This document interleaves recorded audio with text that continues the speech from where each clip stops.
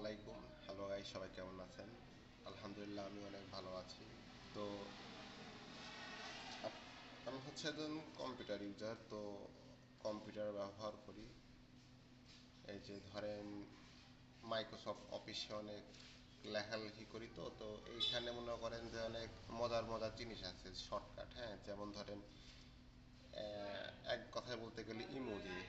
হ্যাঁ, ওয়ার্ড দিয়ে ইমোজি বার করা। তো চলেন আজকে এটা আপনাদের শিখাই দিই।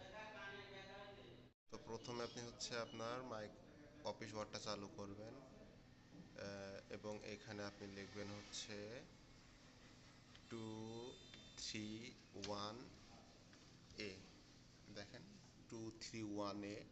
এবং আপনার কিবোর্ডের এই যে অল্টার এবং এক্স, ধরুন আমি এই যে অল্টার এবং এক্স, এই দেখেন জাদু, শর্টকাটে ঘড়ি চলে আসছে। হ্যাঁ, আবার দেখে আপনাদের এই যে 231A দেখতে পাচ্ছেন।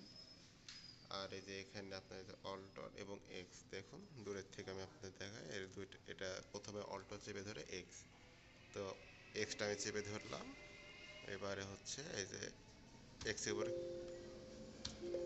সরি, এই যে এখানে থাকলো অল্টারটা চেপে ধরে আমি এই যে এক্সের উপর মারলাম। আর এই যে দেখেন জাদু।